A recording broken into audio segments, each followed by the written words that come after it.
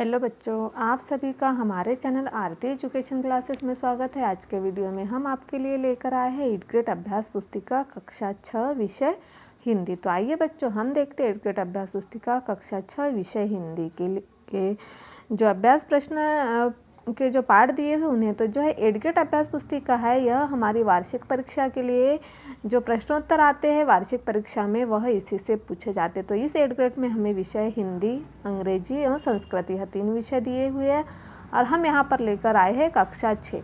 8th grade अभ्यास पुस्तिका हमारी वार्षिक परीक्षा के लिए बहुत ही महत्वपूर्ण है। तो आइए बच्चों, हम आगे बढ़ते हैं और देखते हैं कि 8th ग्रेड वर्ग प्रश्नोत्तर पुस्तिका कक्षा 6 विषय हिंदी का जो पाठ 1 है, विजयी विश्व तिरंगा प्यारा। हमारा जो पाठ 1 दिया हुआ है, यह क्या है, इसका नाम है विजयी विश्व तिरंगा प्यारा। कक्षा 6 का पाठ 1 का नाम। यहाँ सबसे पहले दिए हुए हमें अति लघुत्तरीय प्रश्न। हमें पहले अति लघुत्तरीय प्रश्नों को हल करना है, उसके बाद हमारे दीर्घोत्तरीय प्रश्न आएंगे। तो प्रश्न नंबर 1 है, विजयी विश्व तिरंगा प्यारा कविता के अनुसार सरसाने शब्द का अर्थ क्या है। तो कविता के अनुसार सरसाने शब्द का अर्थ संचित करना है। सरसाना यानी क्या हुआ है, संचित करना। इसका सही अर्थ क्या हुआ, सरसाने का यानी संचित करना हुआ।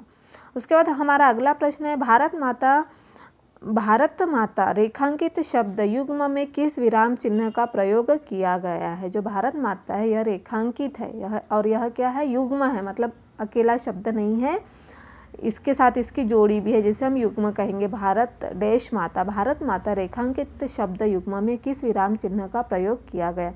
तो भारत माता रेखांकित शब्द युग्म में योजक विराम चिन्ह का प्रयोग किया गया। इसमें जो चिन्ह प्रयोग हुआ है जिस विराम चिन्ह का, उसका नाम क्या है, योजक विराम चिन्ह। इसका नाम क्या है, योजक विराम चिन्ह का प्रयोग हुआ है। फिर अगला प्रश्न है हमारा, स्वतंत्रता शब्द का प्रयोग कर एक वाक्य बनाइए। 15 अगस्त 1947 को स्वतंत्रता प्राप्त हुई। हमें स्वतंत्रता शब्द का प्रयोग करते हुए एक वाक्य बनाना है।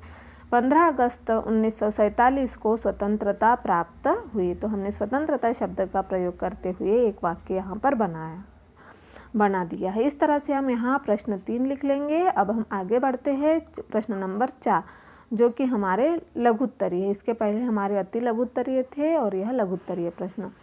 यहाँ लघुत्तरीय प्रश्न दिया हुआ, इसमें हमारा प्रश्न नंबर 4 दिया हुआ है, इसकी शान न जाने पाए चाहे जान भले ही जाए।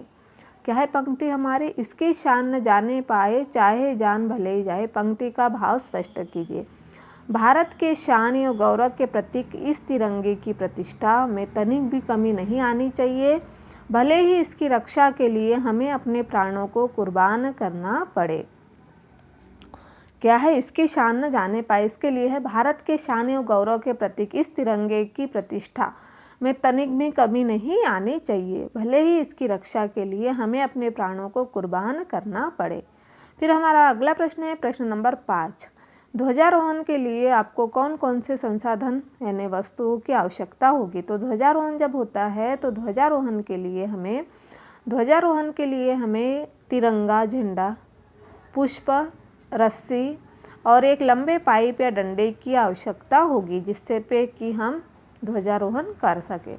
उसके बाद हमारा अगला प्रश्न है प्रश्न नंबर 6, तिरंगे को देखकर वीरों के मन में कौन कौन से भाव जागृत होते हैं। तिरंगा है, उसे देखकर वीरों के मन में कौन कौन से भाव जागृत होते हैं। तो तिरंगे को देखकर वीरों के मन में शांति, जोश, आनंद एवं साहस के भाव को जागृत करता है। जो तिरंगा है, तिरंगे को देखकर वीरों के मन में शक्ति, जोश, आनंद एवं साहस के भावों को जागृत करता है।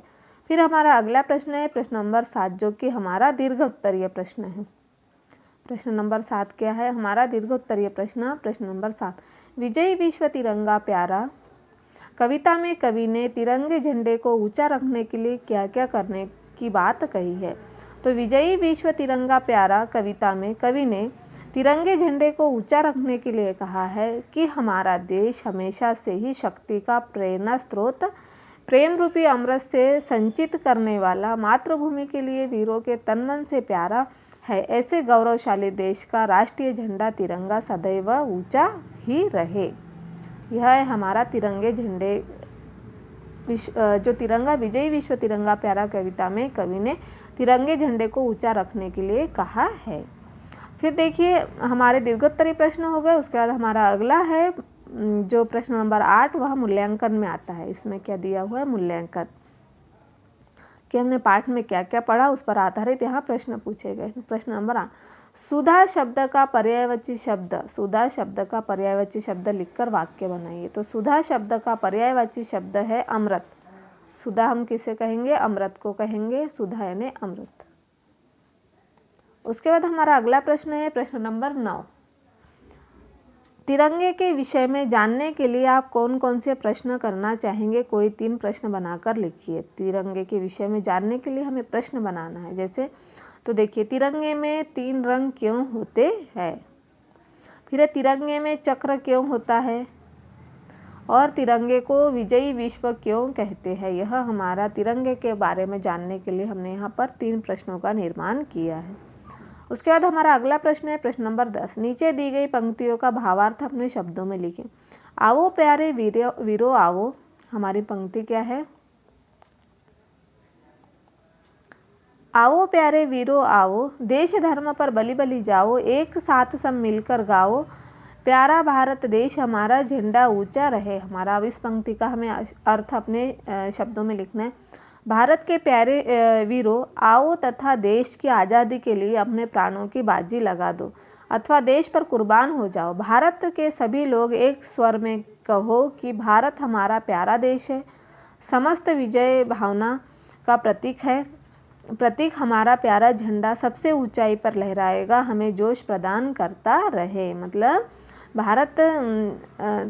भारत के प्यारे वीरों को क्या कहा गया, आओ तथा देश की आज़ादी के लिए अपने प्राणों की बाजी लगा दो अथवा देश पर कुर्बान हो जाओ। भारत के सभी लोग एक स्वर में कहो कि भारत हमारा प्यारा देश है, समस्त विजय भावना का प्रतीक हमारा प्यारा झंडा सबसे ऊंचाई पर लहरा कर हमें जोश प्रदान करता रहे। यह है हमारी जो यहाँ पंक्ति दी है उसका भावार्थ। तो इस तरह से हमने इसे यहाँ पूर्ण कर दिया और इस तरह से आप इसे आपकी एडगेट अभ्यास पुस्तिका का जो पाठ 1 है कक्षा 6 विषय हिंदी विजयी विश्व तिरंगा प्यारा उसमें पूर्ण कर लीजिए। और इस तरह से यदि आप हमारे चैनल पर नए हो तो हमारे चैनल को सब्सक्राइब ज़रूर कर लीजिए और बेल आइकन को प्रेस करना ना भूलिए ताकि आपको हमारे आने वाले वीडियो के नोटिफिकेशन मिलते रहेंगे।